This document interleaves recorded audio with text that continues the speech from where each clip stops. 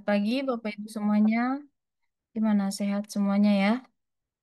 Ya, tadi sudah dikenalkan oleh Umi, jadi mungkin saya nggak usah terlalu banyak basa-basi ya.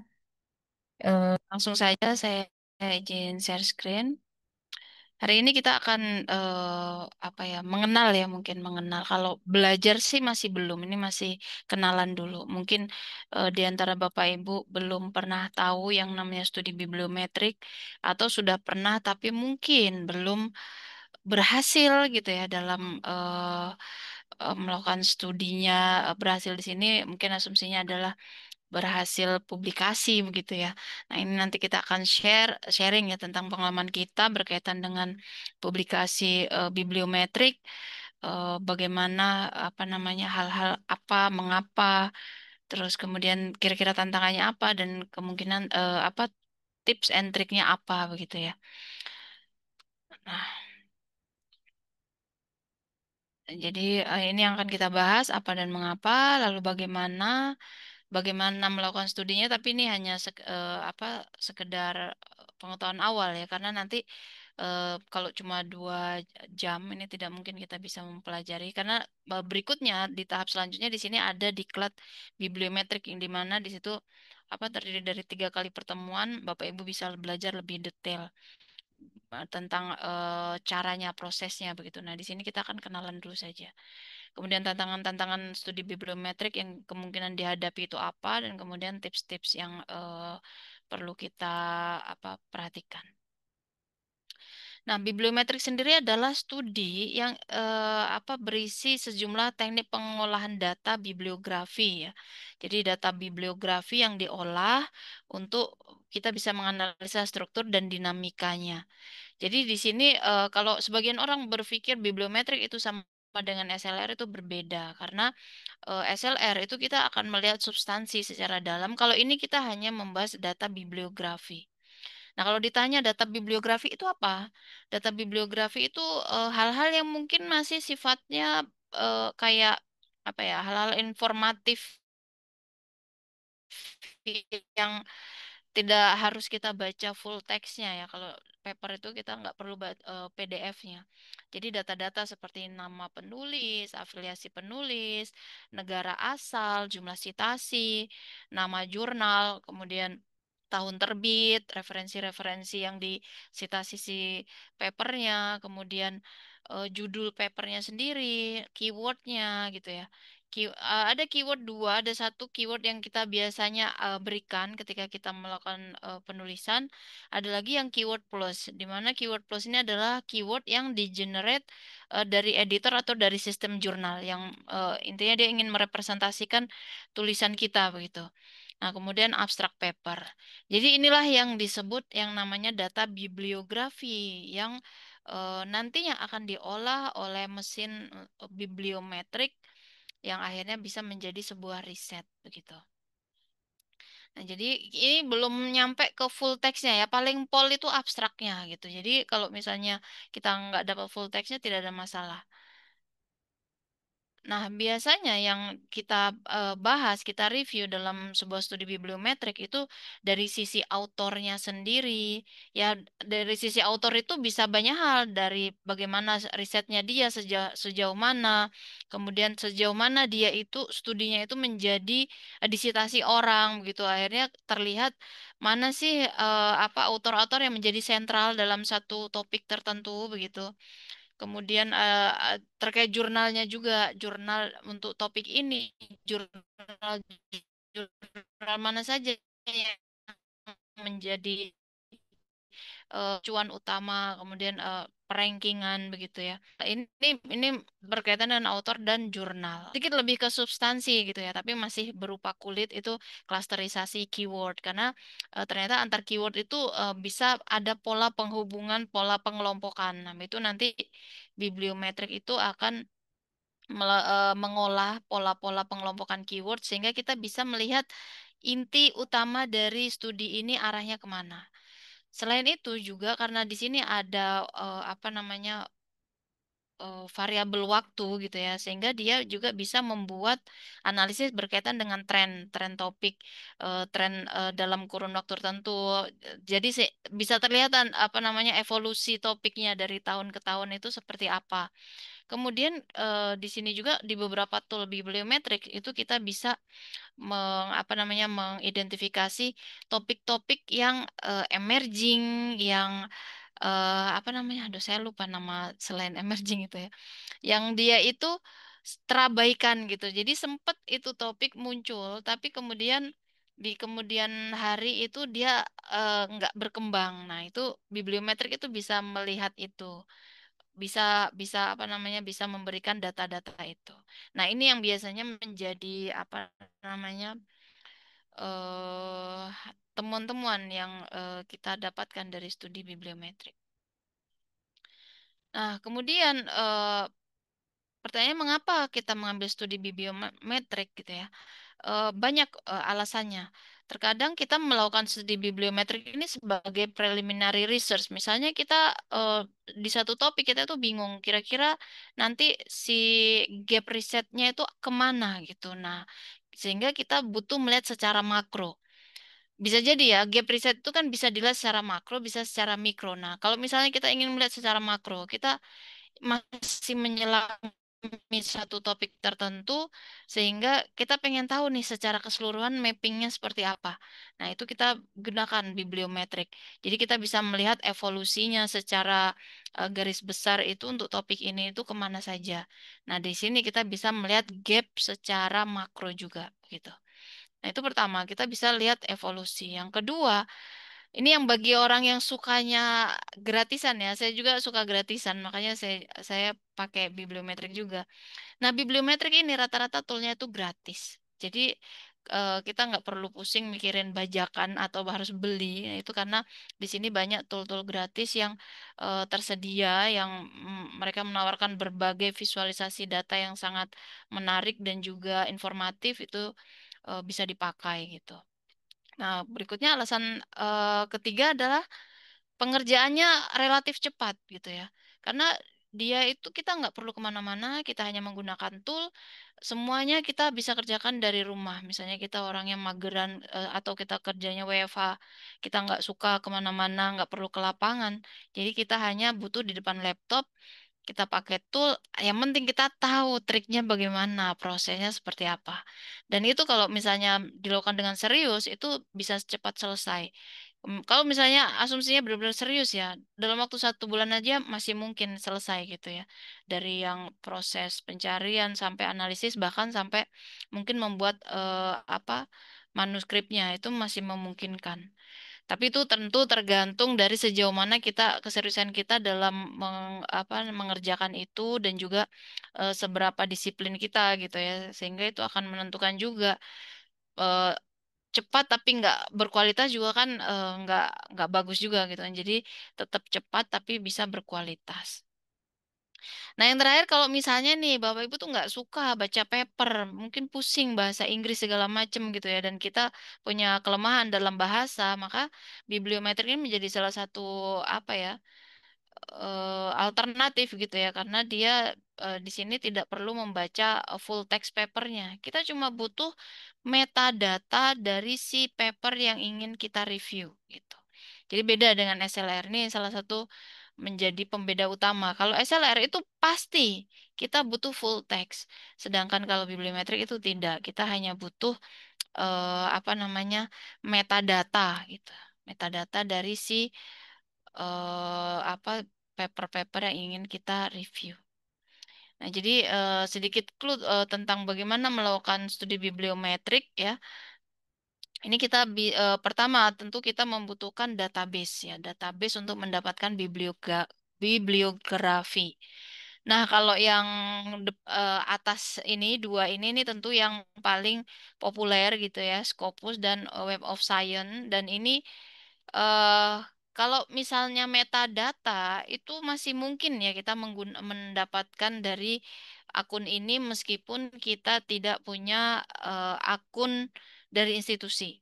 Karena biasanya akun-akun ini eh, kita butuh akun institusi untuk bisa mengakses, mendownload full text-nya.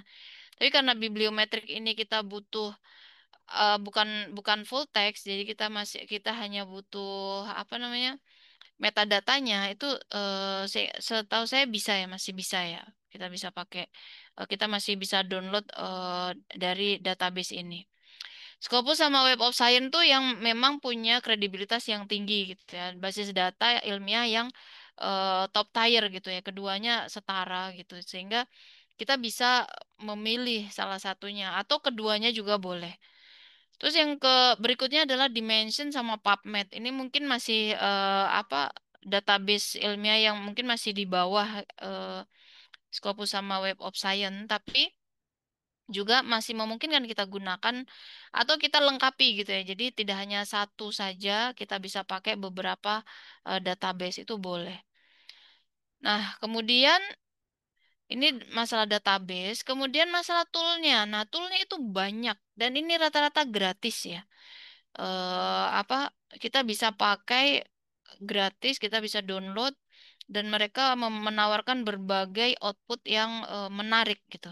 Ada Biblioshiny, ada Viewer. Ini mungkin yang paling populer tuh kalau apa kita ini yang Viewer gitu ya. Nah, Biblioshiny atau yang Bibliometric R itu eh, tool kedua yang mungkin populer. Nah, ada juga yang namanya Gepi, terus apa ini Tool, Usenet, SciMed, dan mungkin ada tool-tool yang lain yang apa tersedia di pasaran yang memang bukan di pasaran ya, secara online gitu ya yang bisa dipakai.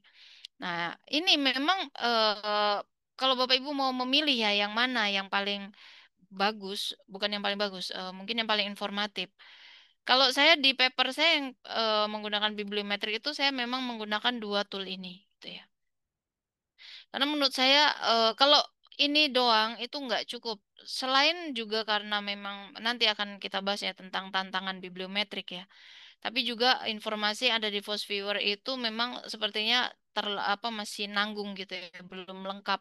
Makanya saya lengkapi dengan output-output yang dihasilkan dari Biblioshiny yang tidak ada di tool yang lain. Nah, kalau misalnya menggunakan tool yang lain mungkin ya ada beberapa visualisasi yang menurut saya cukup bagus, tapi saya belum pernah pakai, misalnya kayak di Gepi gitu atau Usenet.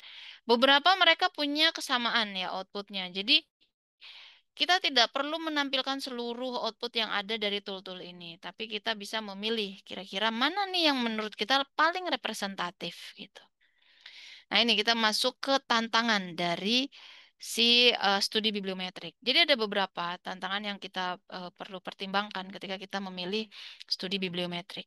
Pertama, tidak semua jurnal mau menerima metode bibliometrik. Nah, ini eh, nanti kan saya ceritakan apa kisah kisah nyata yang saya terima ya apa tentang rejection dari paper menggunakan bibliometrik. Ya meskipun mungkin nggak banyak gitu ya jurnal yang menolak, tapi ada potensi kita ditolak hanya gara-gara kita menggunakan metode bibliometrik. Gitu. Itu pertama. Jadi tidak semua jurnal menerima bibliometrik. Tidak menerima ini tidak hanya masalah si jurnalnya langsung nolak, tapi bisa jadi karena si jurnalnya nggak menemukan reviewer yang mau mereview paper kita yang pakai bibliometrik gitu, sehingga akhirnya dia menolak gitu. Nah, yang kedua, yang keep in our mind gitu ya, bahwa bibliometrik ini kan kita bergantung pada tool tadi ya. Tool itu bergantung pada apa yang kita masukkan, input kita, input data. Selama kita input, setiap kita input data pasti dia ada outputnya. Nah, masalahnya yang perlu kita pahami adalah semua output, tidak semua ya, tidak semua output yang diberikan oleh si tool ini langsung ready to use, nggak bisa. Ada banyak yang kadang kita butuh olah lagi, sehingga apa yang kita butuhkan itu tepat gitu. Dan atau tidak semua tool itu akan memberikan visualisasi yang kita harapkan begitu. Nah, karena yang kita harapkan bukan berarti ini ya, apa namanya, kita memfabrikasi data, bukan, tapi dia meng-highlight yang kita tidak butuhkan gitu. Padahal kita butuh highlight yang mana, tapi dia meng-highlight yang mana gitu. Makanya di situ kita tidak bisa langsung serta-merta masukin data, terus dia keluar terus langsung kita pakai, nggak bisa. Ya memang cepet, tapi nggak gitu juga. Kita tetap harus ngolah lagi gitu. Nah, kemudian karena toolnya banyak, masing-masing tool pun dia punya luaran yang banyak juga. Nah, itu bukan berarti kita juga menggunakan semuanya. Jadi kita harus pilah-pilah karena terlalu banyak opsi itu kita harus melihat mana nih kira-kira yang relevan buat studi kita gitu ya. Itu yang kedua, yang ketiga tantangan berikutnya apa? Terkadang kita sulit mencari novelty untuk topik tertentu gitu. Kenapa? Karena kan biasanya kan orientasi kita dalam melakukan studi bibliometrik itu kan lebih umum ya. Lebih umum itu eh, cakupannya besar. Jadi misalnya tentang circular economy, udah tentang circular economy. Jadi dipetakan bagaimana sejauh mana riset terkait circular economy. Apalagi misalnya tentang waste management atau tentang net zero emission. Jadi benar-benar topiknya itu besar gitu. Karena memang bibliometrik itu ciri khasnya adalah dia itu menganalisis paper yang banyak. Karena dia hanya membahas data bibliografi, sehingga semakin banyak yang dianalisa, maka pemetaannya itu akan semakin kelihatan gitu ya, evolusinya, trennya itu akan sangat terlihat.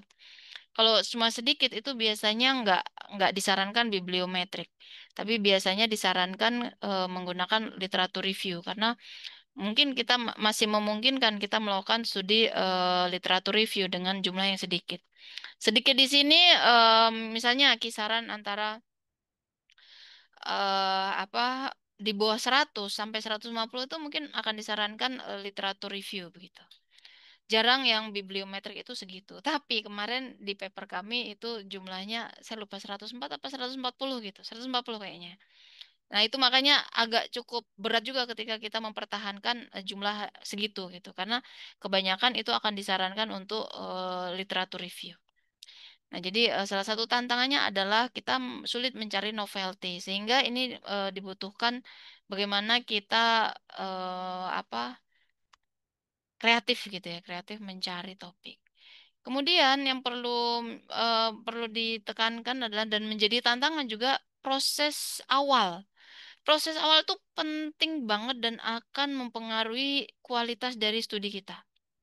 Jadi, tahap pencarian literatur awal, pengelolaan keyword itu sangat-sangat penting dan kita harus pay more attention for that gitu. Jadi, mungkin kita akan butuh lama di situ.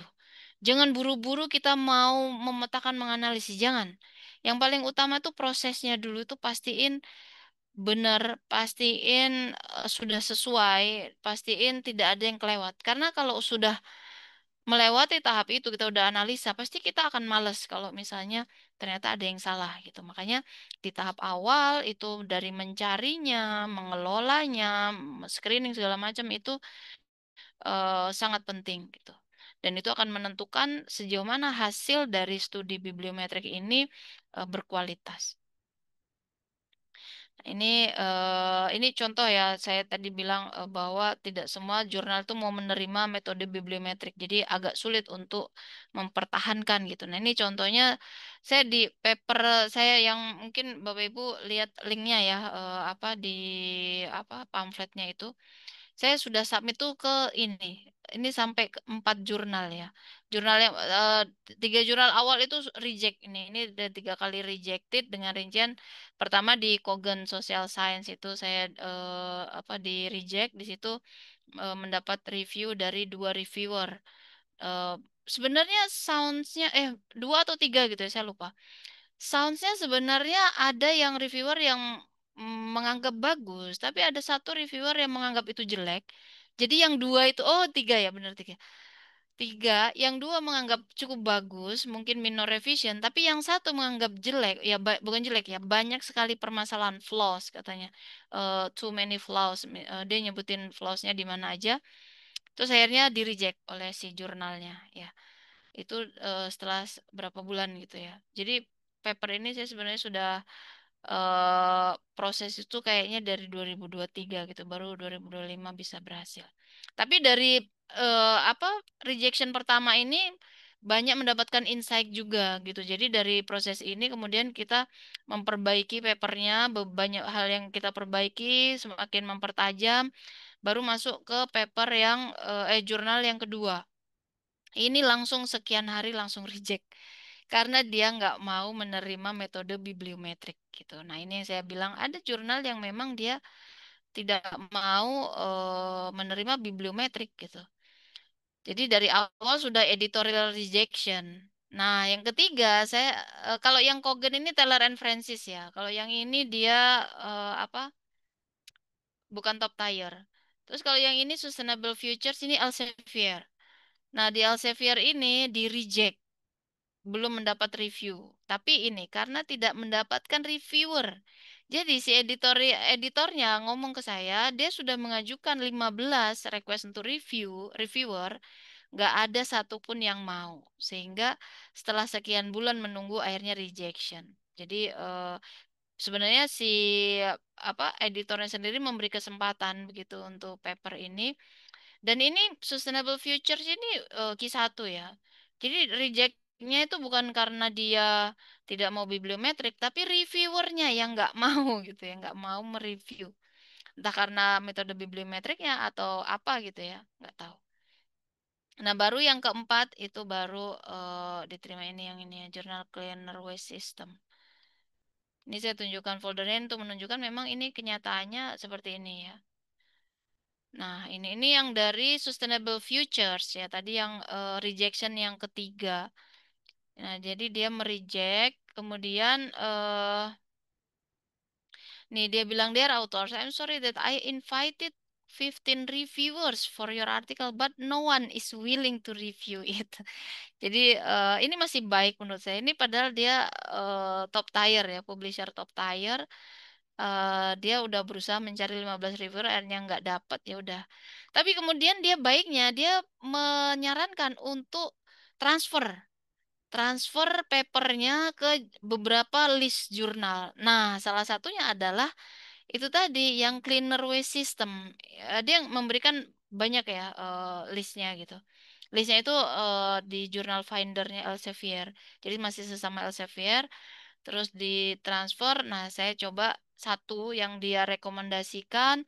Saya sebenarnya udah kayak ogah-ogahan karena udah patah hati ya, sudah 3 kali reject. Yang keempat tuh kayak saya udahlah nothing tulus saja daripada nganggur nih manuskrip di depan saya. Lebih baik udah saya ikuti aja, saya transfer. Ketika submit aja kan ada agak ribet itu masalah keyword apa namanya tuh? Keyword atau apa gitu ya. Itu nggak bisa disetting, ah udah saya biarin aja, saya submit. Ternyata dari submission itu yang mungkin saya tidak terlalu niat, tapi alhamdulillah dapat review meskipun ini sampai ke 4 ronde gitu. Jadi ini benar-benar saya nggak nyangka di situ ya. Jadi dia accepted tapi 4 round review dan setiap roundnya ini ada 5 reviewer.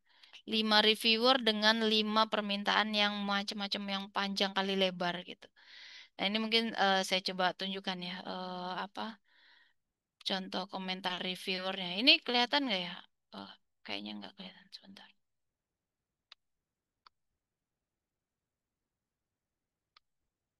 Nah ini yang dari yang pertama yang apa namanya eh round pertama gitu ya. Ya ini reviewer satu ini udah panjang kali lebar kritikannya terus reviewer dua mana ya? Ini reviewer dua. Ada yang memuji tapi banyak juga yang dikritik gitu ya. Ada potensi tapi banyak kekurangannya gitu. Terus ada reviewer tiga. Reviewer tiga ini tidak terlalu banyak. Reviewer empat sampai ke reviewer lima. Jadi ini awalnya judulnya ini ya. Saya kemudian merevisi judulnya. Ya, jadi ada benar-benar ada 5 eh apa namanya yang mereview si paper ini. Ya, jadi pertama round pertama. Nah, saya nggak nyangka setelah itu ternyata masih ada round kedua, round ketiga, round keempat. Itu empat. Tapi ketika round pertama, round kedua itu lima-limanya masih semuanya masih banyak kritikan. Tapi pas round ketiga itu sudah berkurang. Ada dua reviewer yang sudah oke, tinggal accepted. Round keempat itu cuma dua reviewer yang dia memberikan masukan, yang lainnya sudah sangat memuji gitu, apa sangat bagus katanya. Dan ini prosesnya tidak terlalu lama ya. Dari saya submission itu bulan Maret dan September itu sudah accepted dengan proses 4 round ini. Itu yang salah satu menjadi keuntungan ya. Dia cepat gitu. Dan satu lagi keuntungannya ini adalah si jurnalnya ini lagi promo gitu. Jadi yang harusnya dia itu EPC-nya itu 1.430 dolar ya. Kemudian karena saya submitnya di ketika masa-masa diskon, masa-masa apa namanya promo, jadi benar-benar kita zero, zero budget, kita tidak membayar apapun gitu. Nah, itu salah. Padahal dia open access ya. Open access itu harusnya pasti bayar. Umumnya bayar ya. Jurnal apalagi jurnal-jurnal top tier. Nah, ini dia nggak berbayar. Ya. Nanti bisa kita kalau ada masih ada waktu kita akan bahas caranya ya, bagaimana menemukan jurnal yang lagi diskon-diskon seperti itu. Nah, terakhir ya, tips untuk studi bibliometrik dan publikasinya. Nah, kalau tadi kan kita sudah identifikasi nih, ada beberapa tantangan yang kita akan hadapi ketika kita melakukan studi bibliometrik. Pertama, sulit mencari jurnal yang mau menerima bibliometrik. Maka, beberapa tips adalah kalau saya ketika saya mencari jurnal, sasaran jurnal, pertama, kita cari jurnal yang belum pernah. Nah, belum pernah mempublikasikan. Kenapa nyari yang belum pernah? Karena bisa jadi dia itu pengen variasi metodologi. Sehingga ketika kita membawa metodologi yang baru, dia akan lebih amazed. Kayak ngelihat, wah ini bagus nih. Studinya kayak mana nih? Ini ada potensi seperti itu. Atau kalau kita takut jurnalnya mungkin bukan tipikal yang open minded, yang ya dia memang nggak pernah itu karena memang nggak mau, maka kita bisa cari jurnal yang ada bibliometriknya, tapi tidak banyak. Gitu. Paling mungkin ada satu, entah tahun keberapa gitu. Nah, ini akan menjadi clue bahwa si jurnalnya itu mungkin masih bisa menerima si bibliometrik. Gitu ya.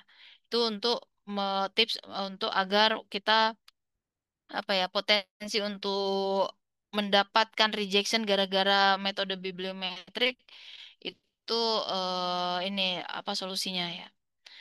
Nah, kemudian tadi kan apa namanya?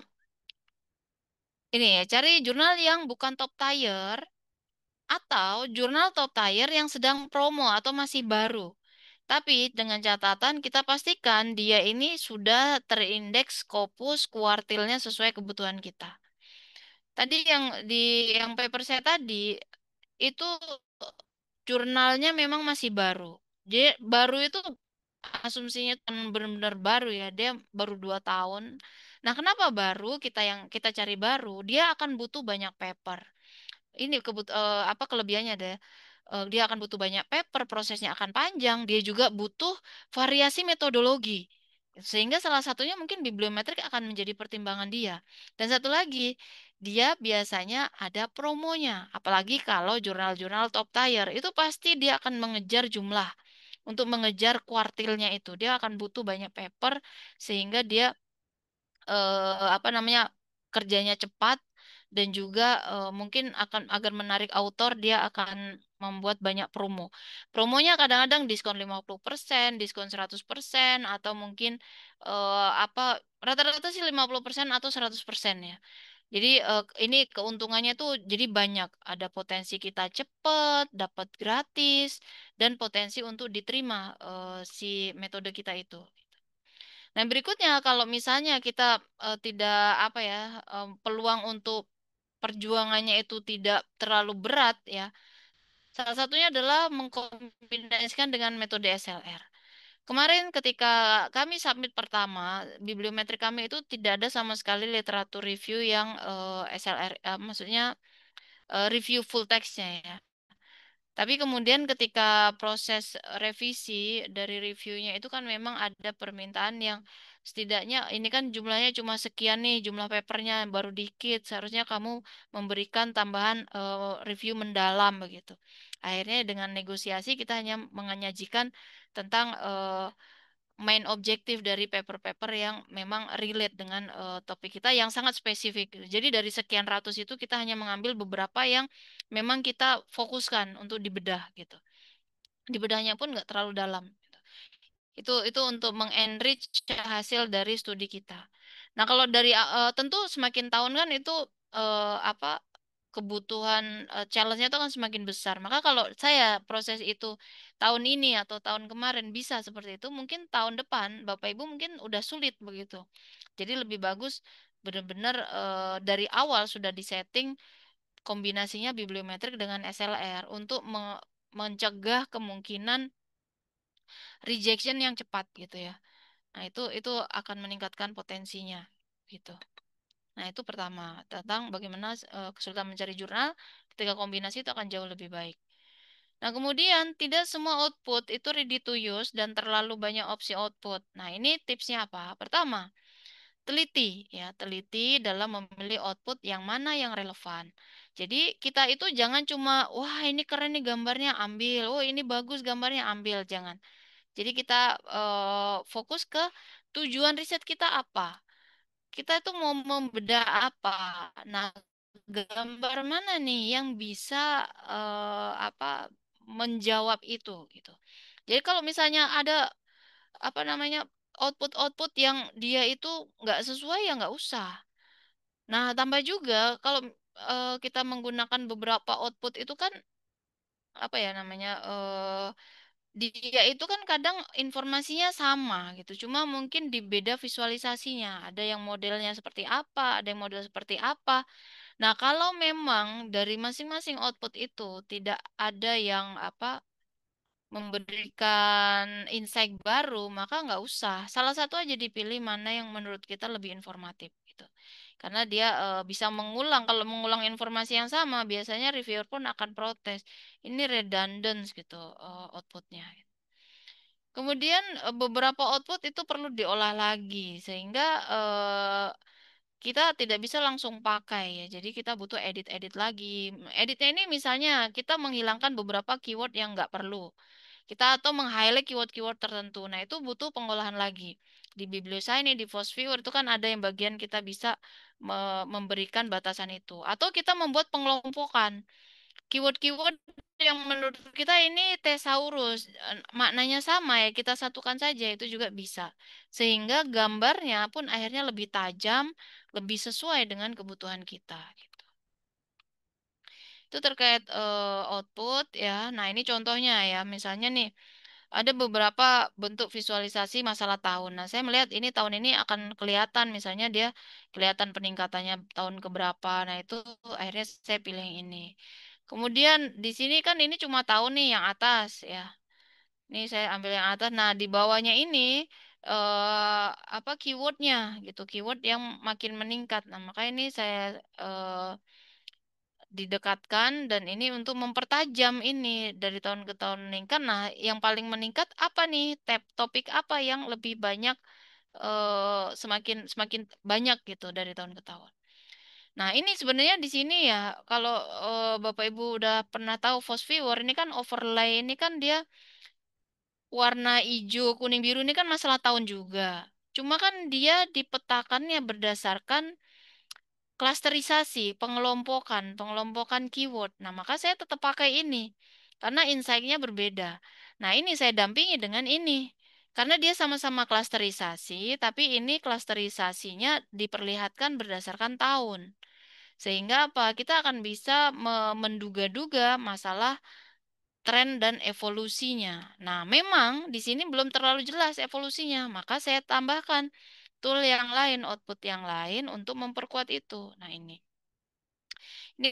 masalah evolusi yang eh, apa saya sajikan dengan untuk memperkuat tadi keyword overlay itu dengan ini sih yang sangat bagus ya. Dua-duanya ini yang kuadran di Bibliosa ini dengan ini apa namanya? Sankey ya. Nah, ini dua-duanya ini sangat bagus. Ini menunjukkan kuadran emerging team. Jadi kita kalau pengen tahu future research direction, research gap, ini kan bisa bagus kita analisa ini. Terus topik-topik yang menjadi motor, basic, itu kan bisa kita lihat. Nah, ini dengan editing ya, dengan ini kan awalnya biasanya dia otomatisnya akan menumpuk-numpuk. Nah, ini kita bisa apa lakukan pematangan lebih lanjut sehingga ini gambarnya bisa lebih jelas gitu. Nah, ini dikuatkan dengan ini. Misalnya kita berasumsi nih, kalau dia ada di kuadran kuadran sini, emerging atau declining. Emerging itu artinya dia tahun-tahun terbaru baru muncul. Kalau declining itu dulu muncul, sekarang udah enggak. Kayak udah macet, berhenti. Nah, ini kan kita baru asumsi. Nah, dikuatkan dengan apa? Dikuatkan dengan ini. Adanya pembagian tahun ini sehingga kita lihat yang ada di sini dan kemudian itu berarti dia emerging. Kalau yang dia munculnya di sini, kemudian di sini nggak ada, berarti dia decline.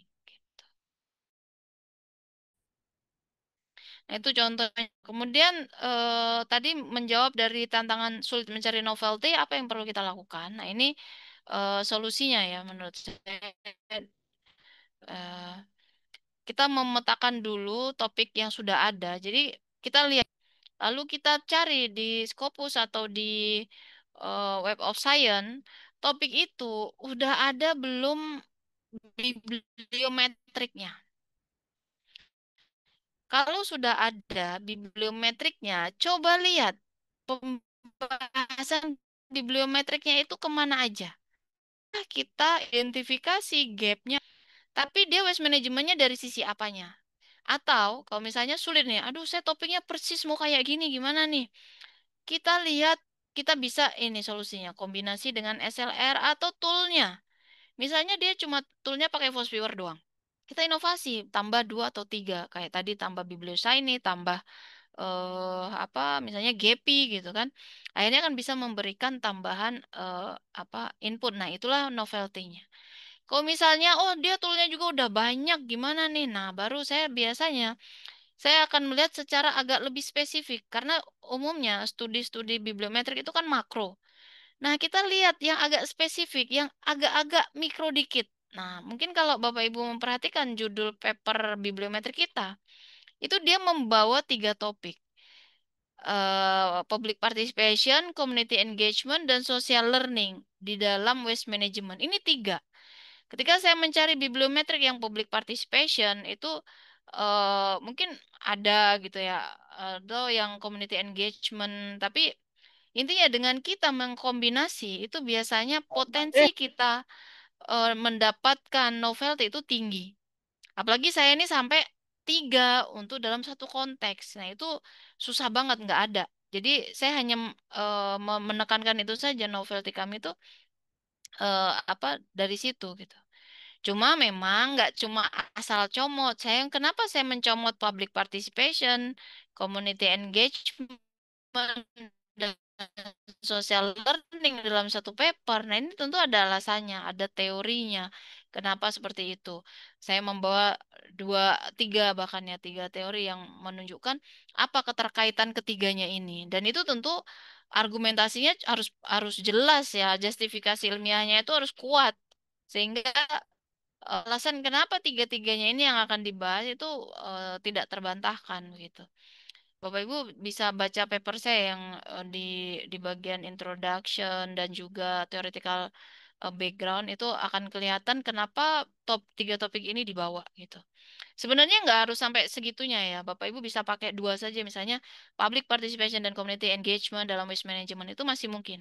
Tapi karena saya itu kan saya apa ya interest saya itu lebih ke bagian learning, bagian bagaimana meningkatkan public participation melalui learning, maka social learning lah saya tambahkan lagi. Padahal kok cuma saya bahas public participation dan community engagement dalam waste management dengan dengan bibliometrik itu masih novelty juga. Saya belum menemu paper yang membahas itu. Tapi kalau saya tambahkan lagi social learning itu jadi lebih kuat gitu. Seperti itu. Nah, ini ya terkait novelty, kita triknya melakukan seperti itu. Yang pasti kita tetap akan memetakan di topik kita itu yang sudah pakai SLR atau bibliometrik itu ada berapa banyak dan area mereka kemana. Disitulah kita akan mengambil tempat gitu. Dan ini yang mau nggak mau ini kita nggak bisa negosiasi. Menurut saya ini paling penting, apalagi semakin tahun bibliometrik itu semakin populer, kita tentu harus punya diferensiasi gitu sehingga kita tetap punya novelty riset. Nah, ini sudah mencari novelty. Berikutnya adalah eh tantangan bahwa tahap pencarian awal dan pengolahan keyword itu memang sangat penting gitu ya menentukan kualitas dari studi bibliometrik kita. Makanya di sini tipsnya adalah kita perhatikan keyword dan thesaurusnya, termasuk kombinasi boolean yang and, or gitu. Dan ketika proses penjaringan literatur ini kita harus sangat-sangat memperhatikan ini. Karena ini akan menentukan data yang mau kita olah gitu ya. Sama seperti kalau kita lagi studi kuantitatif, kualitatif, lagi proses cari sampling gitu kan, cari sampling yang bisa mewakili populasi. Nah, inilah prosedur yang sama. Kita mencari responden dan sebagainya, mencari informan, itu prosedur yang sama. Karena itu akan menentukan data yang kita dapatkan gitu ya. Nah, untuk bisa memastikan ini baik, maka ada kemungkinan kita itu melakukan iterasi ya, pengulangan. Kita coba dengan kombinasi keyword ini, thesaurus ini, kita lihat relevan apa enggak yang terjaring. Dengan kombinasi boolean yang seperti apa kira-kira yang apa keyword-keywordnya itu atau paper yang muncul itu memang relevan begitu. Nah, ini kemungkinan akan dilakukan iterasi berkali-kali untuk memastikan kita sudah menjaring paper yang benar gitu. Nah, baru kemudian kita ada prosedur apa screening dan data cleaning. Jadi kita pastikan dulu sebelum kita olah pakai bibliometric tools, kita harus pastikan si paper yang mau kita masukkan ini memang nyambung. Kita screening dulu judul sama abstraknya. Pastikan mereka punya keyword semuanya, keyword, judul, abstrak. Kalau enggak, nanti akan ada ketimpangan. Kalau misalnya dia tidak punya, maka itu mungkin bisa kita apa exclude gitu, karena memang itu yang akan menjadi apa bahan data untuk dianalisis gitu. Nah, ini beberapa tips. Nah, kemudian kesimpulannya adalah pertama, bibliometrik itu punya potensi riset dan bisa dipublikasi di jurnal bereputasi tinggi, namun memang butuh keseriusan dalam mengerjakan. Nah, kemudian yang kedua, untuk menghasilkan studi bibliometrik yang berkualitas, butuh inovasi, baik dalam topik, penggunaan tool, maupun enrichment lainnya dari berbagai sisi. Ya. Kemudian yang terakhir, studi bibliometri itu murah dan cepat, tidak membutuhkan biaya yang banyak gitu, tapi tetap membutuhkan waktu dan ketelitian untuk bisa menghasilkan studi yang berkualitas. Demikian itu saja. Kalau misalnya ada pertanyaan gimana coba dipraktekkan. Nah, ini mungkin butuh apa diklat ya, diklat lanjutan yang mana itu menjadi salah satu agenda Excel selanjutnya, diklat terkait apa bibliometrik. Nah, yang di diklat kita itu kita menggunakan dua tool ya, ViewViewer dan juga Biblio Shiny gitu ya. Kalau misalnya nanti, oh coba tambah tool yang lain lagi, nah itu mungkin akan jadi pertimbangan selanjutnya jika memungkinkan. Karena dengan dua tool ini 3 kali pertemuan tuh udah cukup padat. Jadi kalau misalnya mau nambah tool lagi, sepertinya agak berat gitu. Jadi kalau misalnya nanti memungkinkan nanti kita tambahkan bisa saja nanti di batch berikutnya. Demikian itu saja untuk materi hari ini. Saya kembalikan ke Umi untuk diskusi, silakan. Baik, Mbak Sunarti sudah menyampaikan materi ya pada pertemuan pagi hari ini. Ini Bapak Ibu ada yang belum jelas atau belum mengerti bisa ditanyakan, bisa melalui chat ya Bapak Ibu, maupun juga resign Bapak Ibu silahkan. Halo, Ya Bapak, Bapak Komar silahkan. Ya, silakan.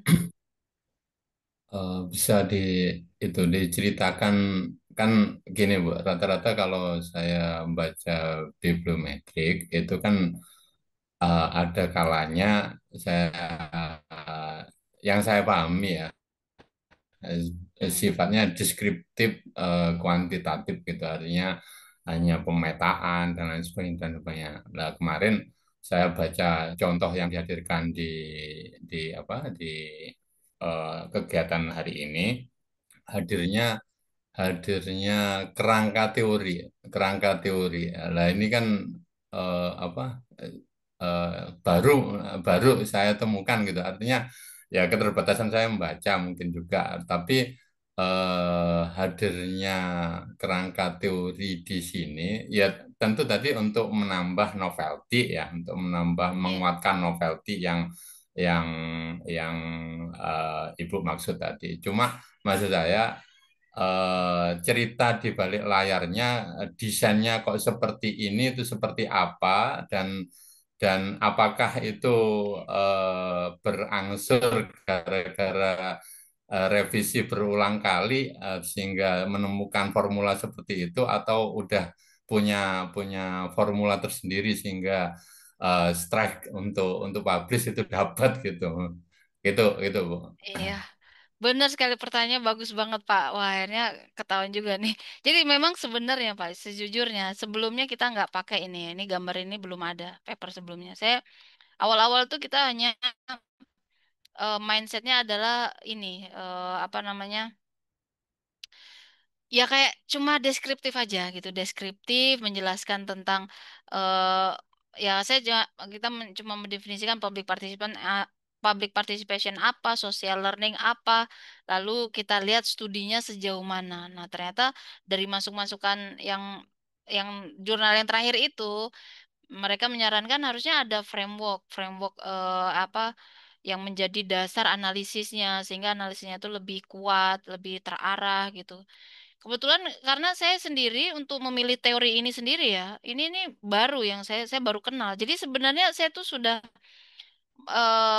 kami tuh melakukan beberapa sudah melakukan studi, tapi kita tuh masih apa ya, studinya tuh ya berdasarkan data di lapangan gitu. Jadi kita masih belum terarah. Ternyata ketika diskusi, oh ini teori kayaknya framework ini yang cocok gitu karena kita lebih kepada kayak public participation melibatkan berbagai pemangku kepentingan. Wah, ini bisa nih pakai ini yang dari si collaborative governance model ini dari punya Ansel Engas. Ini terus terang ketika dari masukan di round satu akhirnya dapat dan kemudian akhirnya kita mencocokkan analisisnya gitu.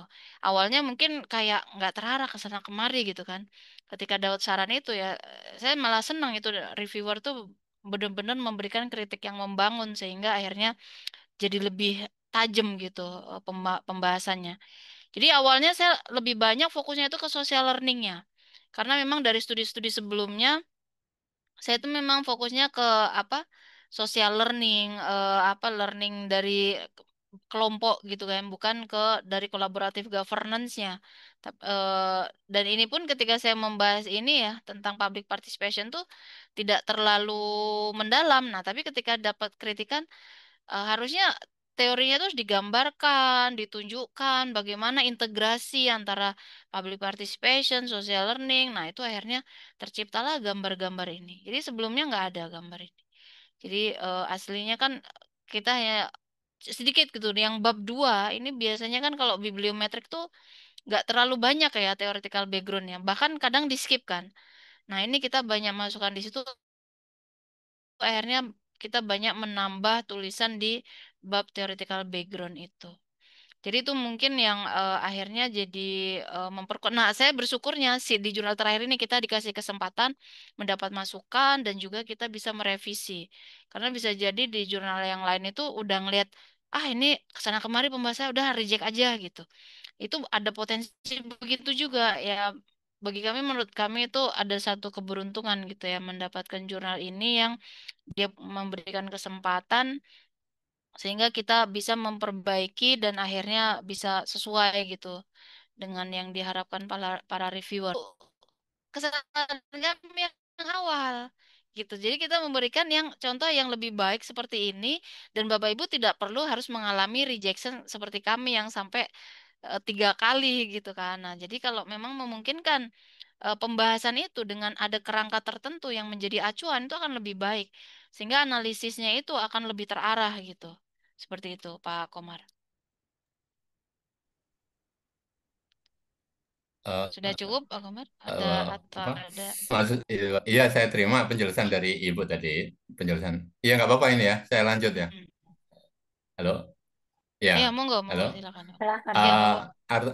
ini maksudnya kembali lagi. Oh, tadi di Ibu cerita karena ada saran-saran itu. Yang rata-rata bibliometrik itu luarannya itu framework gitu. Artinya logika berpikirnya ini yang Oh, menjadi oh, tidak selalu.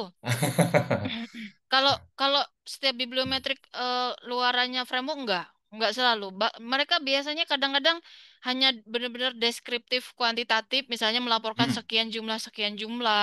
Terus kalau yang kualitatifnya itu ya mendeskripsikan klasterisasi, trennya, kemudian feature research direction, umumnya seperti itu. Kalau dia membangun framework enggak. Membangun framework itu ciri khas dari studi literatur review karena dia mendalam sehingga kemudian dia membuat konseptual framework.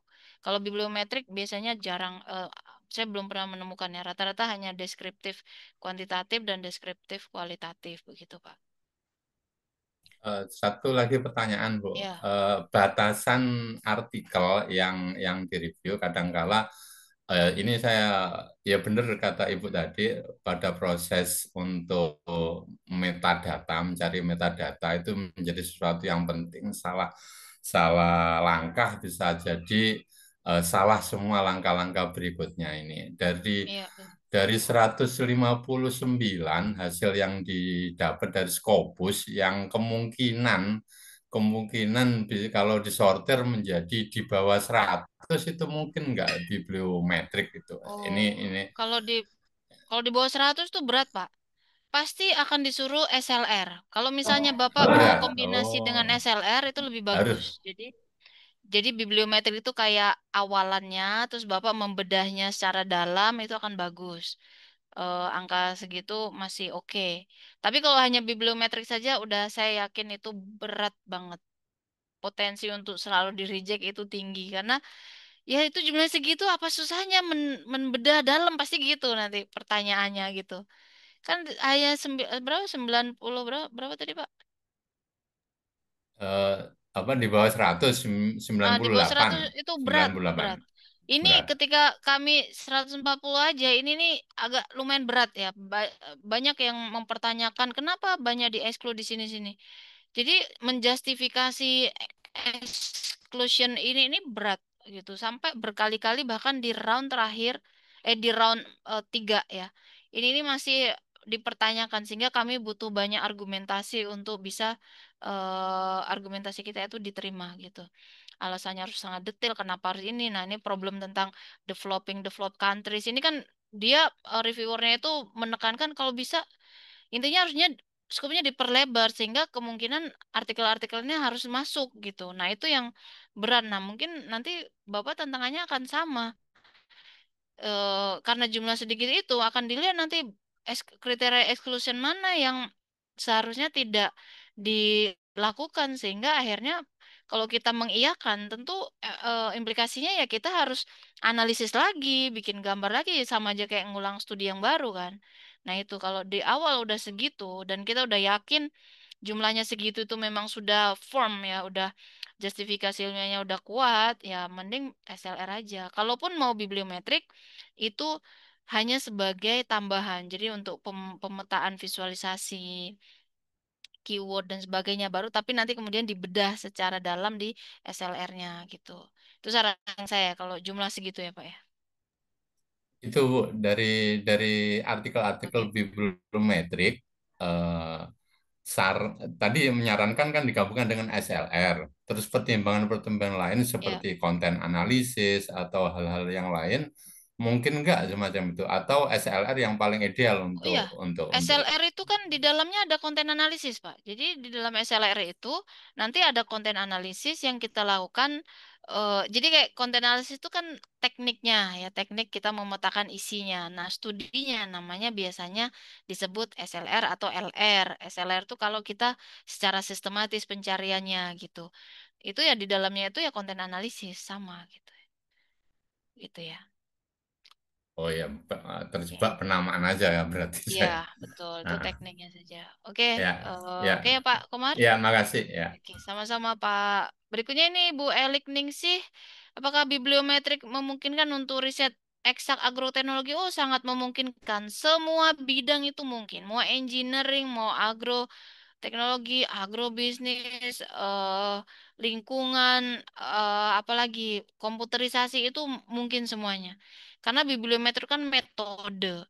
Dan itu metode itu yang namanya metode itu fleksibel untuk semua bidang gitu.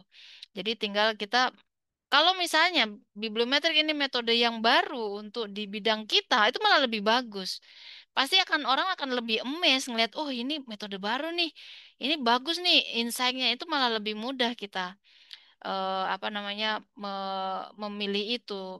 Dan mungkin topik-topiknya akan bisa lebih variatif ya, kita bisa lebih mudah mendapatkan novelty untuk topik yang akan dipilih gitu.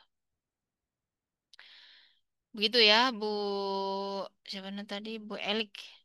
Berikutnya, Ibu Ida Susilowati, bibliometrik ini apa posisinya sebagai metode penelitian atau literatur review? Metode penelitian, ya, menentukan gap novelty ya bisa juga. Jadi gini, bibliometrik ini bisa menjadi metode penelitian sebuah riset, artinya dia riset bibliometrik. Itu boleh. Bisa juga dia itu untuk membantu kita menentukan gap dan novelty. Jadi kayak tahapan literatur review untuk kita misalnya saya mau riset nih, saya bingung nggak tahu gap novelty-nya. Jadi saya pakailah cara bibliometrik untuk menemukan gap novelty itu juga bisa. Ya dia peranannya sama kayak literatur review ya. Literatur review itu bisa menjadi studi, menjadi metode penelitian, atau dia hanya bagian dari untuk menguatkan si studi kita gitu, menentukan gap dan novelty bisa dua-duanya. eh, dia dia hanya dilakukan hanya untuk menjadi dasar dari riset kita atau dia menjadi sebuah riset sendiri gitu. Kalau saya sih lebih kalau memang misalnya nih Bapak Ibu lagi disertasi nih, lagi doktoral dan butuh publikasi sebelum nyusun proposalnya, ketika nyusun proposal pakai bibliometrik dan literatur review. Sehingga apa? Nanti ketika Bapak Ibu sudah mulai mengajukan proposal, mungkin ada output dari studinya itu syaratnya adalah publikasi. Nah, bibliometrik dan literatur review ini bisa menjadi output. Jangan nunggu ngambil data setelah proposal itu, jangan kelamaan. Nanti malah nggak kelar-kelar doktoralnya. Pakai bibliometrik dan literatur review untuk mempercepat kelulusan. Karena proses publikasi itu kadang nggak bisa ditebak. Kadang bisa cepat beruntung nggak nyampe setahun kelar. Dari semua proses ada yang bertahun-tahun gitu. Itu yang seringkali menjadi kendala ya bagi teman-teman yang ngambil doktoral itu untuk syarat kelulusan, syarat sidang itu belum dipenuhi karena itu tadi dia belum melakukan apa namanya publikasi gitu. Sedang publikasi itu nggak bisa instan, nggak bisa oh sebulan 2 bulan nggak mungkin. Itu mimpi kita bisa publikasi hanya dalam waktu segitu. Itu tadi pertanyaannya si Bu Ida Susilowati. Dia sebagai metode penelitian atau bisa dipakai sebagai substansi atau objek. Maksudnya objek ini kan biasanya apa ya? Bukan ya. Intinya dia metode. Kayak kita metode kuantitatif dengan survei, terus metode literatur atau metode kualitatif gitu ya dengan setara dengan itu. Bedanya kalau kayak kuantitatif itu kita butuh responden untuk mendapatkan data, terus kita juga butuh kalau di kualitatif itu butuh informan untuk mendapatkan data. Kalau studi bibliometrik kita hanya membutuhkan metadata. Metadata dari siapa? Metadata dari paper-paper.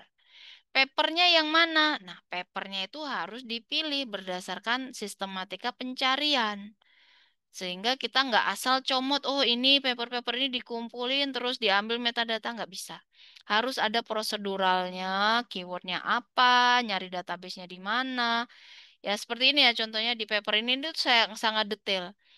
Keywordnya apa, itu nanti harus dilaporkan ya, keywordnya apa. Lalu kenapa harus memilih keyword itu gitu ya, argumentasinya ini. Terus kombinasinya seperti apa, itu akan dilaporkan. Nih. Kemudian batasannya yang kita masukkan apa saja itu menjadi metode gitu ya. Dan kita ngambilnya di mana? Nah, ini kan saya mengambil Scopus database. Ini kan sempat diprotes juga. Kenapa hanya Scopus database? Kenapa nggak melibatkan Web of Science dan sebagainya? Itu argumentasi juga. Yang kemudian saya masukkan di sini. Argumentasi akhirnya adalah saya memasukkannya dalam ini ya limitation and future research direction. Misalnya database-nya pakai ini gitu. Nah, karena memang itu disarankan ya kalau misalnya saya mengikuti saran reviewer ya kelamaan nggak kelar-kelar ini studinya gitu kan. Jadi ya harus punya argumentasi untuk mendukung pilihan kita gitu. Jadi gitu ya, bibliometrik itu adalah kayak metode ya, metode penelitian. Tapi dia rumpunnya rumpun literatur ya, dari basicnya literatur ya mirip literatur review. Cuma bedanya dia metadata yang dibahas. Kalau literatur review, full text papernya yang dibedah. Gitu. Kemudian, Ibu Ida Nuriana, bagaimana cara yang baik untuk memulai membuat artikel dari bibliometrik? Jangan langsung mikir membuat artikelnya. Memikirkan bagaimana riset bibliometriknya berjalan dulu gitu. Tahapannya bagaimana. Nah, itu diajarkan di diklat bibliometrik. Jadi diklat bibliometrik itu 3 kali pertemuan. Nanti diajarkan dari tahap awal banget. Nyari keywordnya apa, keywordnya kombinasinya gimana, di database yang mana, kombinasinya apa, lalu cara ngambilnya bagaimana. Setelah diambil terus diapain aja itu dibahas secara detail. Kalau di sini tidak memungkinkan karena itu panjang kali lebar ya, makanya dibutuhkan 3 kali pertemuan untuk bisa membahas itu. Kalau di sini kan hanya mengenalkan saja bahwa ada loh studi seperti ini, apa yang perlu kita ini kan, kenapa kita menggunakan studi ini seperti itu ya. Jadi setelah sudah selesai itu proses dianalisis, baru memikirkan bagaimana membuat artikelnya gitu. Gitu Bu Ida ya. Silakan bisa apa mengikuti diklatnya sehingga bisa mendapatkan apa skill yang ini lagi gitu ya untuk skill dan juga mungkin Baik, bisa terima menghasilkan kasih. paper yang berpotensi gitu. Terima Gitu. kasih. Ya, sama-sama Bu. Oke, ada lagi yang mau bertanya silakan. Silakan Bapak Ibu, masih ada yang belum jelas atau ada yang ingin ditanyakan?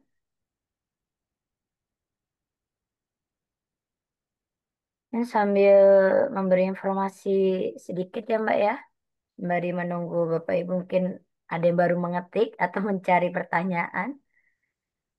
Untuk link Oh, GCR oke. ya Bapak Ibu untuk peserta extended sudah di-share oleh CS kami Mbak Zahra dan informasi terkait materi rekaman dan juga tugas akan di-upload di GCR dan untuk materi beserta rekaman untuk peserta premium dan free akan di-share sekitar 12 jam setelah acara. Ya Bapak Ibu, dan untuk absensi sudah di-share Bapak Ibu. Silahkan untuk mengisi. Bagaimana Bapak Ibu? Ada pertanyaan lagi untuk Eh, materi kita? Maaf Bu, saya mau bertanya Ya, perbedaan tadi. silakan. Tadi saya kurang dengar perbedaan antara systematic review dengan ini dengan bibliometrik Bu. Ya, kalau sistematik literatur review atau SLR itu pakai full text. Jadi dibaca, full textnya dipetakan isinya, substansi kontennya. Nah, kalau bibliometrik ini dia hanya bagian metadatanya. Metadata apa? Nah,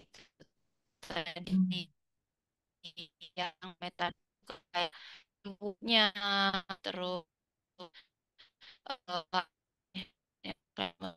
berapa tadi ya? Keywordnya, terus ini judul papernya, terus nama jurnal, tahun terbit. Ini belum full text-nya ya, abstraknya paling apa yang dianalisis di bibliometrik gitu. Kalau di kalau apa full text-nya ya dalamnya dalam papernya. Kalau ini enggak, bukan di dalam papernya. Gitu, Ibu. Ya baik, Bu terima Mutia kasih ya. Bu Iya, Sunarti. sama-sama. Oke, begitu saja Bapak Ibu. Sudah cukup? Tidak ada lagi pertanyaan?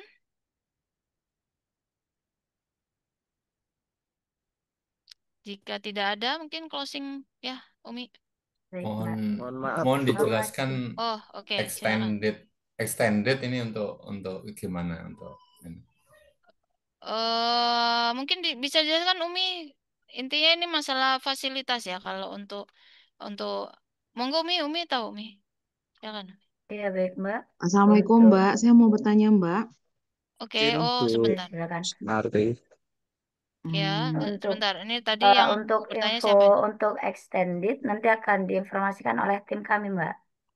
Oh, oke. Berarti nanti di ini ya di grup ya Ya, dan disampaikan untuk yang sertifikat extend. dan lainnya. Ya, Oke. Tadi ada Izin yang mau Bu bertanya lagi siapa? Sunarti. Ya, Ya, silakan. ya, Izin Mas Bu, Adi Mbak. saya Bu. Ya, silakan. Silakan. Siapa Mbak saya Mbak? Ini namanya siapa kok nggak muncul ya?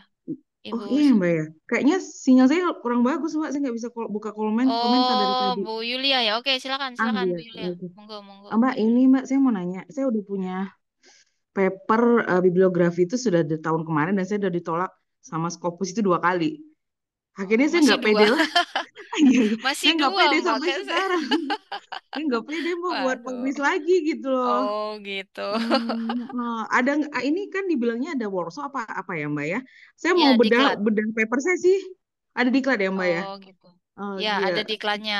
Sebenarnya ada dua pilihan ya.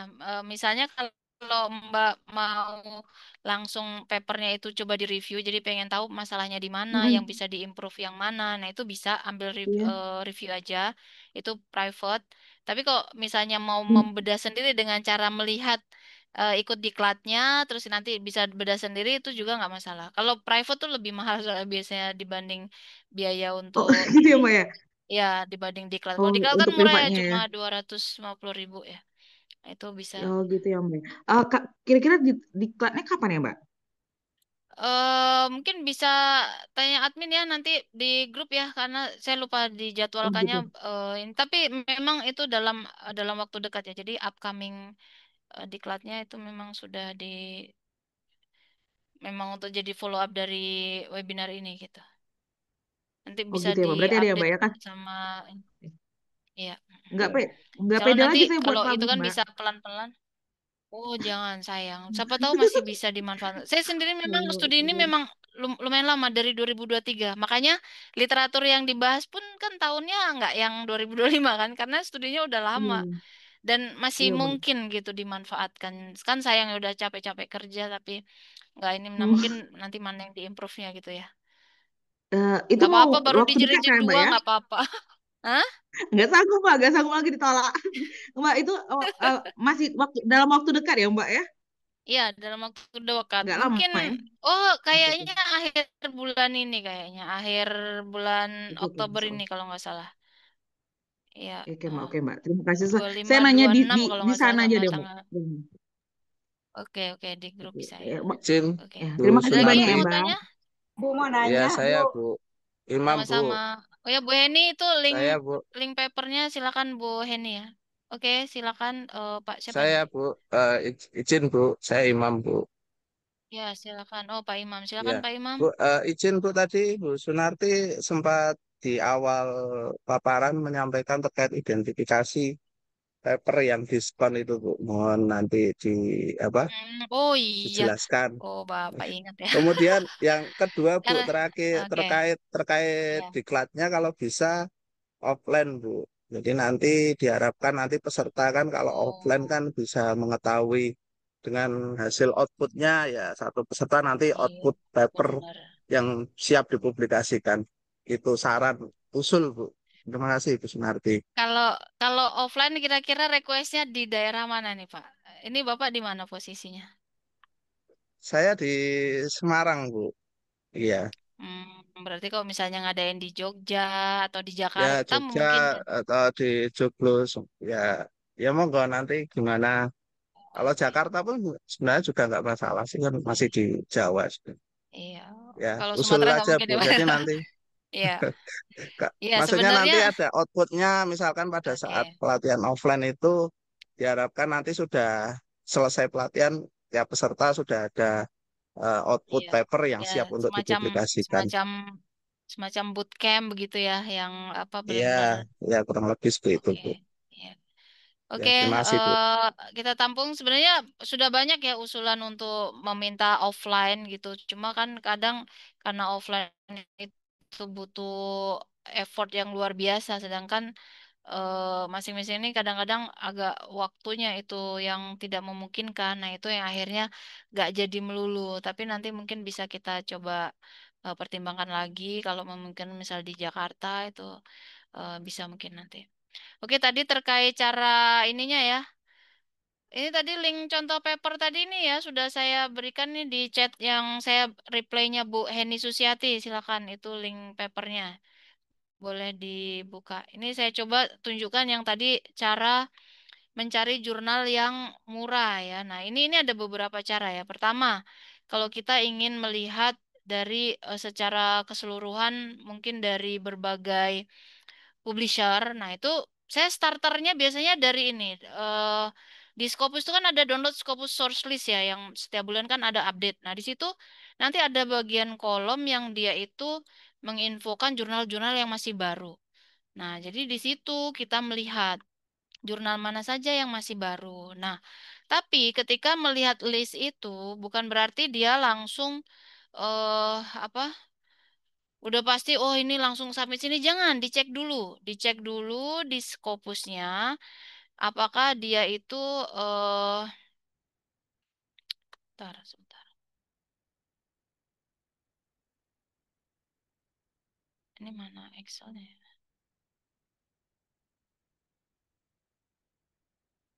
Nah, ini. Nah, di link ini, dia dicari bagian yang ini, accepted. Nah, ini banyak jurnal-jurnal baru. Ini ada yang terimanya September 2025. Nah, ini kan Oktober nih. Saran saya cari yang masih agak-agak agak ke bawah gitu ya. Nah, ini misalnya 2023, 2024. Nah, kemudian nama jurnalnya tuh dilihat, terus dikopas ya, dikopas. Ini kayaknya kalau ada tahun yang lebih banyak lah, ini dikit ya. Nah, nanti dikopas nama jurnalnya, dicek di apa Scopus, apakah dia sudah di queue berapa gitu. Kalau misalnya sudah sesuai dengan target, misalnya mana nih kita cari. Oh, ini ada Lampung Journal of International Law. Dia meskipun sudah diindeks belum tentu ada Q-nya ya. Jadi kita pastikan memang sudah sesuai target kita Q berapa. Kalau masih yang baru banget nih kemungkinan belum ada nih, yang masih September Agustus ini mungkin belum. Coba di sini ini Elsevier nih coba ya. Ini tuh ini tulisannya agak aneh ini. Kadang-kadang agak susah ini coba. Case ya, ini jurnal case coba. Jurnal case.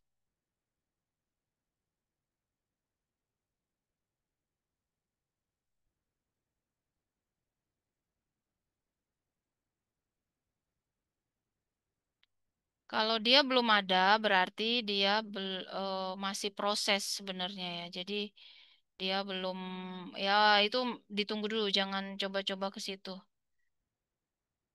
Ini ya case jurnal nih kayaknya. Ini masih baru nih.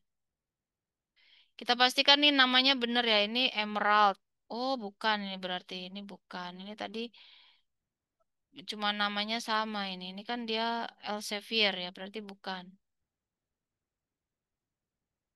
Bisa jadi ini belum atau kita tadi belum kelar nyarinya ya. Nah, pada dasarnya bisa caranya begitu. Dia apa namanya? Mencari di sini.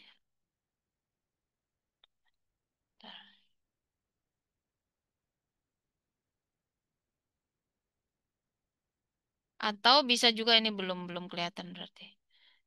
Nah, bisa juga ini kalau misalnya kalau apa Bapak Ibu ikut di grup saya ada namanya grup Pondok Riset dan Publikasi itu sering ada yang sering update eh, apa Excel ini. Nah, itu ada yang sampai listnya itu panjang. Ini banyak jurnal-jurnal yang baru ini kayaknya terlalu sedikit ini. Itu banyak nanti informasinya yang apa jurnal-jurnal baru yang bisa kita cek dia sudah sampai key berapa. Ini kan kayaknya waktu itu saya listnya itu sampai 2022 lama gitu banyak itu listnya itu. Jadi punya banyak apa ya opsi gitu. Nah, itu cara pertama ya. Kita melihat dari jurnal-jurnal yang baru accepted ini. Atau kita juga bisa di Journal Finder. Nah, ini salah satunya saya karena saya dari dulu pengennya itu kan di Elsevier, maka saya selalu di Elsevier. Nah, di sini kita bisa ambil di sini Elsevier Journal Finder ya.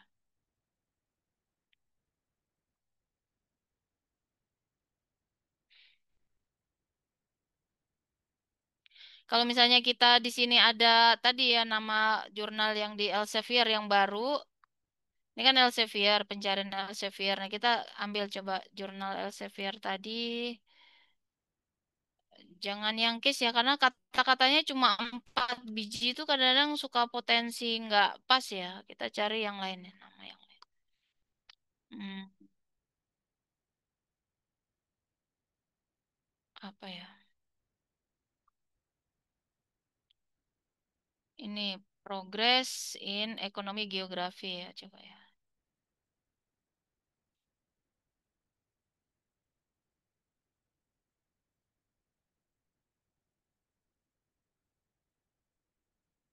Kita coba ini atau ini Invention Disclosure.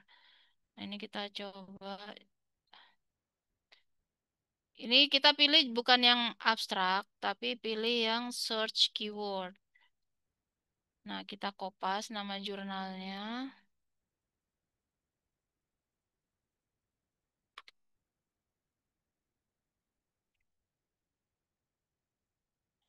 Oh, ini padahal masih baru dia udah berbayar ya. Nah, ini ada yang murah nih. Nah, ini biasanya kayak gini diskon. Nah, saya biasanya nyarinya itu di scroll-scroll kayak gini aja. Kadang bisa mengincar ke nama tertentu atau saya langsung ke apa namanya keyword tertentu misalnya circular economy. Saya nanti kan dia akan kasih opsi nanti langsung sampai ada biayanya gitu ya kan kita bisa scroll terus.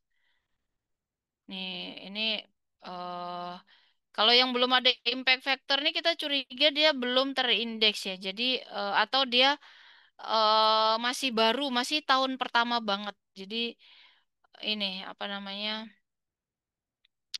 Masih makanya ini kalau kayak gini ini kita bisa cek. Coba dilihat di Scopus dia sudah key berapa gitu. Jadi ini cukup jelimet ya nyarinya. Kadang-kadang memang kita nggak bisa buru-buru. Tapi ya worth it sih insya Allah kalau kita bertahap ya nyarinya. Nih tadi circular economy, side score-nya 10. Nih kan masih baru dia 2022. Nih, nah kita lihat rank-nya. Dia udah Q1. Nah ini bagus ya. Nah sekarang kita lihat nih biaya ini termasuk murah ya. Q1 $1.680 ini termasuk murah. Tapi kebetulan ini dia nggak ada diskon nih.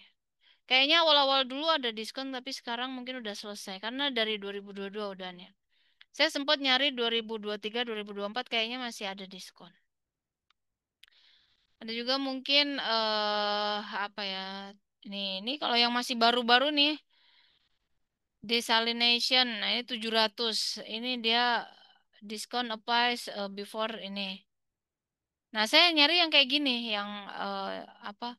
Yang penting, nah ini cleaner waste system. Oh, ini dia masih B40, oh udah selesai ini 30 Juni. Nah ini udah dia udah yang separuh, diskonnya separuh, 860. Kalau kan saya submitnya bulan Maret ya. Bulan Maret tuh masih 0 rupiah. Ini sekarang dia masih ini udah nggak berlaku ya karena ini 30 Juni ya. Jadi sekarang udah standar fee. Nah, saya cari nyarinya begini ya. Saya ambil satu-satu. Nah, ini ada nih $1.000 nih. eh Dia 31 Desember 2026 ini lama ini. Coba kita lihat udah key berapa ya.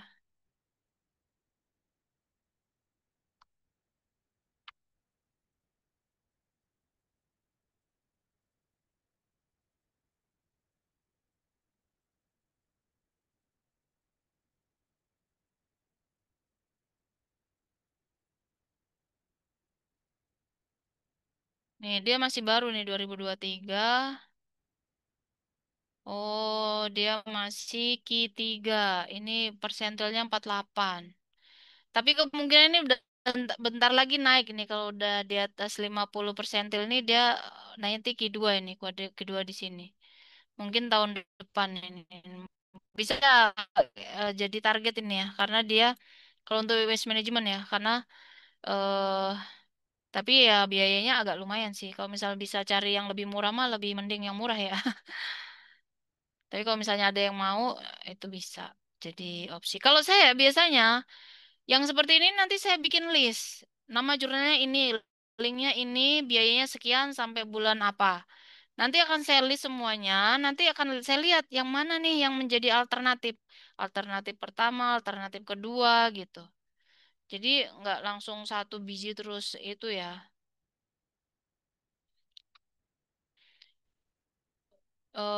Dari Bu Mayang Bibi mohon diulang kembali di Scopus ya. Pilih menu apa ampul melihat jurnal yang baru. Kalau jurnal yang baru ini memang bukan di Scopusnya ya. Kalau saya ke ininya, oh di bagian download ininya tadi ya, download filenya ya. Itu di bagian depan. Ntar, kita misalnya habis login nih, di source ini ya, di source. Source, nih bagian ini. Jadi kalau kita nyari jurnal itu ketik di sini, kalau mau lihat yang baru itu di sini, download Scopus source list. Ini tiap bulan biasanya ada update-nya. Kalau mau misalnya apa cari yang apa ya? Oh, kadang-kadang juga saya biasanya dapat notif di email karena saya pernah nyari-nyari tentang ini apa sih conference. Nah, di Elsevier juga kita bisa cari yang conference. Nah, dari conference tuh biasanya jurnal-jurnal baru itu akan menjadi sponsor dari conference-nya. Atau bisa dari call for paper untuk mencari jurnal yang baru ya. Jadi bisa dari berbagai cara. Saya dulu dengan yang mengotak-atik macam-macam, nyari lihat macam-macam, conference lah segala macam, sampai akhirnya dapat email. Nah, barulah saya nemu jurnal-jurnal yang baru itu. Gitu. Memang nggak bisa instan semua ya, harus ada proses pencarian satu persatu gitu. Kalau di sini nggak lengkap ya itu tadi caranya gitu ya. Seperti itu, Bapak Ibu. Sudah cukup? Bu nanti mau nanya, Ya, silakan Bu Andi.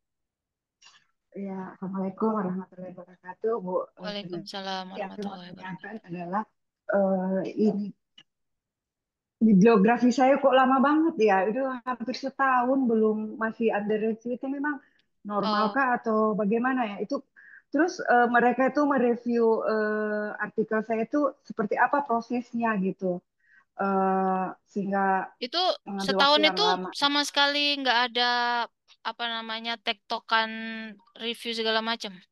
Terakhir masih status under review Oh, itu di jurnal apa Bu? dari Kalau bulan boleh tahu. bulan dari bulan April sih. Memang belum cukup satu tahun, tapi kayaknya lama Eh, banget kalau itu menunggunya jurnal gitu. apa Bu? Kalau boleh tahu jurnal Kesehatan ya, apa? kesehatan. Enggak, maksudnya publishernya siapa? Apa? Hmm, Aduh, saya lupa, saya buka dulu ya, Bu ya. Apakah Eh, Emerald, Taylor and Francis, Elsevier, ya, terus apa lagi ya? tunggu. Plus One, yang mana? Springer, apa Willy. Itu tergantung soalnya. Kalau Ya. publisher besar dan Saking jurnalnya itu banyaknya saya jurnal yang berurusan sudah dengan lama, jurnal sampai saya lupa lagi. Iya, dia kalau yang sudah iya, nggak apa-apa. seperti itu biasanya lumayan lama, Bu. Ya. Kalau misalnya sudah lebih kalau dari April, Mei, Juni, Juli, Agustus, September, Oktober, udah 6 bulan lebih baik ditanyakan aja ke editornya. Nanti dia akan memberikan jawaban masalahnya di mana. Oh, Kadang-kadang begitu. kalau pokoknya kalau udah di atas 3 bulan nggak ada kabar itu sebaiknya ditanya. Kalau misalnya ada progres, kadang-kadang mereka misalnya progresnya tiba-tiba reject, ya udah reject aja sekalian, cari tempat Iya. lain, atau nanti dia akan menyampaikan, oh problem kami ini misalnya nggak menemukan reviewernya pada reject semua. Nah itu bisa jadi eh, masalahnya di situ. Jadi harus ditanyakan saja, nggak ada masalah. Kalau dari April sampai sekarang tuh udah cukup lama ya. Biasanya kalau udah 3 bulan tuh kita boleh bertanya ke editornya, bagaimana progresnya begitu. Kalau ada problemnya apa gitu. Karena pernah ada yang kayak gitu. Ternyata mereka butuh reviewer, akhirnya kita merekomendasikan reviewer. Mereka minta rekomendasi reviewer, akhirnya baru berproses gitu. Seperti itu, Bu Andi. Ya, iya. Makasih banyak, Bu. Iya, sama-sama, Bu. Berikutnya Ibu Aimatun Nadiro. Apakah ada rekomendasi jurnal yang menerima bibliografi karena punya di... Ya itu tadi ya, harus disesuaikan dengan topiknya. Karena masing-masing topik itu tentu berbeda-beda. Harus dicek satu-satu. Harus di banyak pertimbangannya akan kita harus pikirkan gitu ya. Tulisannya tentang apa topiknya. Nanti dilihat publisher mana jadi sasaran kita. Lalu kita search. Dari search itu mungkin menemukan beberapa jurnal. Jurnal mana nih yang mungkin menerima. Jadi kita lihat di archivalnya. Dia sudah pernah nerima bibliometrik belum? Kalau sudah pernah, di mana dia, di tahun berapa dia itu, dan paper bibliometriknya seperti apa? Kalau bibliometriknya levelnya udah cukup bagus, jangan sampai kita di bawah itu karena potensinya bisa di reject. Kalau misalnya tidak ada, nah ini bisa gambling antara dia itu mau karena memang sebelumnya nggak ada yang submit dengan model paper seperti itu, atau memang dari awal dia nggak mau ada bibliometrik. Itu juga bisa dicek di MN Scoop karena ada beberapa jurnal yang di MN Scoop-nya dia menyatakan dia tidak mau menerima paper-paper review bibliometrik. Itu ada juga yang pernyataannya begitu. Jadi harus dicek satu-satu gitu ya. Dan banyak faktor-faktor lain yang perlu kita pertimbangkan juga. Gitu. Seperti masalah biaya, prosesnya lama atau tidak, dan sebagainya. Begitu ya, Bu Aimatun Nadiro. Semoga cukup jelas. Demikian Bapak Ibu semuanya. Iya, terima kasih, Sudah Bu. cukup ya? Ya, sama-sama Bu Andi dan Bu Aimatun. Oke, saya kembalikan ke Umi. Ini ya, closing statement Iya Mbak, dulu ya. dari Mbak Sunarti. Baik, yang sudah kita bahas hari ini semoga menjadi apa ya, insight yang baru buat Bapak Ibu semuanya, dan banyak manfaatnya. Amin ya rabbal alamin. Dan harapannya ini tidak berhenti ya sampai di sini, karena ini kan baru kita pengetahuan gitu ya. Tentu nextnya adalah bagaimana melakukannya sehingga bisa lebih dalam, sehingga kita juga bisa mempraktekkan dan bisa menghasilkan sesuatu dari apa pembelajaran ini begitu ya.